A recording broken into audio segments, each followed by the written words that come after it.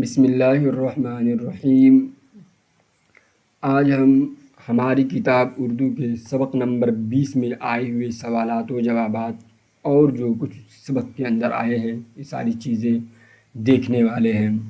سوال نمبر 1، نینی تال کس لحاظ سے خاص حیثیت رکھتا ہے؟ دیکھیے یہاں پر کسی لکھا گیا ہے، کس ہونا چاہیے؟ جواب، نینی تال آب و ہوا اور خوبصورتی کے لحاظ سے خاص حیثیت رکھتا ہے اور اسے دنیا کے بہترین پہاڑی مقامات کے مقابلے میں لایا جا سکتا ہے۔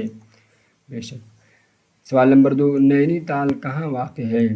جواب، نینی تال کاٹھ گودام اسٹیشن سے 22 میل کے فاصلے پر واقع ہے۔ نینی تال کاٹھ گودام اسٹیشن سے 22 میل کے فاصلے پر واقع ہے۔ سوال نمبر 3، نینی تال کی دریافت کس نے کی تھی؟ جواب، نینی تال کی دریافت 1841 عیسوی میں پی بیرن نامی ایک انگریز تاجر نے کی تھی۔ سوال نمبر 4، بھوالی کس لیے مشہور ہے؟ بھوالی تپدک کے سینیٹوریم کے لیے مشہور ہے۔ سوال نمبر 5، نینی تال کن مہینوں میں سیاحوں سے بھرا رہتا ہے؟ جواب، نینی تال جون، ستمبر اور اکتوبر میں سیاحوں سے بھرا رہتا ہے۔ سوال نمبر 6، نینی تال کو پہاڑوں کا ملکہ کیوں کہا جاتا ہے؟ جواب،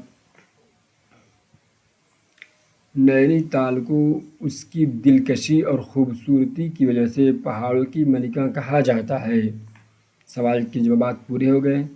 مندرجہ ذیل الفاظ کو جملوں میں استعمال کریں۔ دیکھیے جملہ، بہترین، یہ سڑک دنیا کی بہترین سڑکوں میں شمار ہوتی ہے۔ آب و ہوا، نینی تال کی آب و ہوا صحت بخش اور خوشگوار ہے۔ نمبر 3، نینی تال خوبصورتی کے لحاظ سے خاص حیثیت رکھتا ہے۔ نینی تال کو پی بیرن نے دریافت کیا تھا۔ یہ الگ سے آ گیا ہے، بس نہیں ہے، ہاں بس اتنی ہے۔ تفریح کرنا، ہم جھیل کے کنارے گھوم پھر کر خوب تفریح کرتے ہیں۔ ملکہ، نینی تال کو پہاڑوں کی ملکہ کہا جاتا ہے۔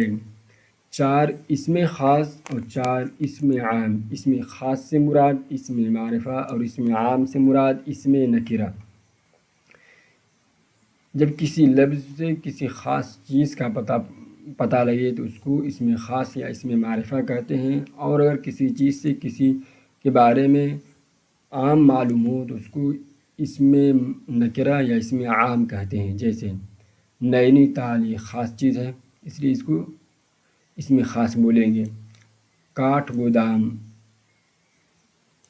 اسم خاص، دہلی خاص، چینا پہاڑ خاص پر اسم عام، جھیل، اب کہیں کا بھی جھیل ہو سکتا ہے، پہاڑ کہیں کی بھی پہاڑ ہو سکتا ہے، سڑک عام ہے، بازار، یہ سب عام ہے، سب اسم عام کی مثال ہوئی۔ مندرجہ ذیل الفاظ کی جمع بنائیے۔ دیکھیے، عالم کی جمع علماء، بادل کی جمع بادلو، مرد کی جمع مردوں، عورت کی جمع عورتوں، بچہ کی جمع بچے، فنی کی جمع فنیوں۔